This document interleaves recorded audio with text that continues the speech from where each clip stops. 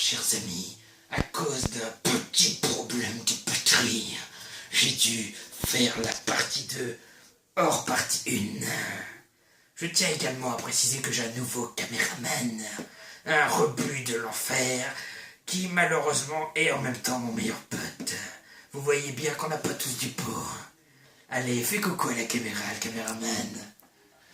Je suis maltraité, vous comprenez? Gueule encore un coup et je te coupe le l'air. Non, pitié. Eh oui, il joue mal son protecteur, mais il souffre vraiment. Du coup, je voulais vous présenter notre chère saga des Freddy. Donc, vu que c'est l'intégrale, avec pas moins de 7 DVD, nous avons Les Griffes de la Nuit, donc très très bon par Wes Craven. À savoir que Wes Craven a fait que le premier et le dernier.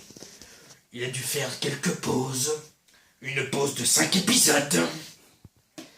Donc le deuxième, La Revanche de Freddy par Jack Sholder, Les Griffes du Cauchemar par Chuck Russell, Le Cauchemar de Freddy par Rémi Harlin, L'Enfant du Cauchemar par Stephen Hopkins, La Fin de Freddy par Rachel Tallahay et Freddy sort de la nuit par Wes Craven toujours. Autant vous dire qu'il n'y a eu pas moins de 6 réalisateurs pour la même saga. Et vous vous demandez encore pourquoi le personnage change l'histoire aussi. Réfléchissez, bande de cloches. Du coup, je vais l'ouvrir avec vous. Aïe, décidément ça coupe mieux que dans mes souvenirs. En évitant de couper le coffret, sinon Tony Montana va légèrement m'en vouloir. Donc voilà, très beau coffret typique, avec la belle photo de Freddy. Tony Montana va plus dormir, mais c'est pas Freddy qui va lui faire peur, c'est moi. Donc avec 7 DVD. Donc pareil, c'est le genre de DVD que vous pouvez retrouver à l'unité, mais c'est mieux si vous les retrouvez complets. Les Griffes de la Nuit de Wes Craven. Donc pareil, avec beaucoup de suppléments, des commentaires, des effets spéciaux, des filmographies, des cauchemars.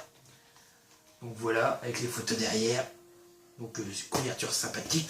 Donc j'ai pas encore vu les Freddy, je tiens à le dire. Oui, je vais me faire violenter pour ce que je viens de préciser. La Revanche de Freddy. Donc couverture un peu plus sobre.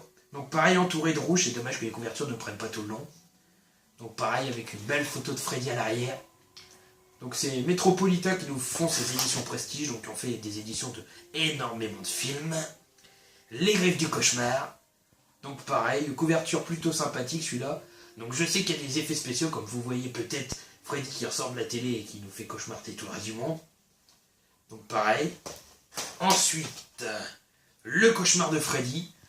Donc là, avec le visage derrière, j'ai l'impression qu'on a acheté une tache d'encre et le mec s'est dit « Ah, hurrah, ça fait un visage !» Tant mieux, ça ressemble à quelque chose, bon, on va regarder la couverture.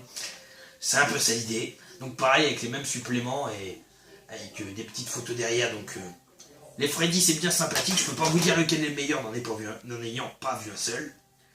L'Enfant du Cauchemar, avec le landau qui me fait penser. Ça fait un clin d'œil à Rosemary Baby. Si vous ne connaissez pas le film, regardez-le. Si vous n'avez pas trouvé le film, c'est normal, il est difficile à trouver. Donc pareil, derrière, avec un Freddy... toujours joué par Robert Englund. Donc là, je trouve que le Freddy était un peu moins bien fait en maquillage, mais bon, après, cela ne reste que mon avis totalement personnel. Ensuite, La Fin de Freddy, l'ultime cauchemar. Avec Freddy, on a l'impression que c'est le penseur de Rodin. Mais j'ai enfin trouvé la clé de l'énigme, je crois que j'ai compris. Donc pareil, avec des petites photos sympas derrière. Et le dernier, donc Freddy sort de la nuit, où on peut voir qu'il est sorti de la nuit, mais qu'il est également sorti de jour, car par rapport au premier, il a pris un putain de coup de soleil. Il est passé rouge dynamite. Pourquoi, comment, je ne sais pas, mais il est passé rouge dynamite. Donc pareil, avec toujours des suppléments, des photos, et puis une histoire franchement sympathique. Donc à préciser que je vais faire une nouvelle série, ça s'appellera Encyclopégore. Donc notamment parce que j'ai Tony Montana qui voulait que je fasse une série sur Vendredi 13, enfin une vidéo sur Vendredi 13, et donc je pense faire Encyclopégore. Donc chaque fois vous me donnerez des séries à la fin dans les commentaires, et je vous ferai une vidéo détaillée sur la série ou le film, et je parlerai plus en détail.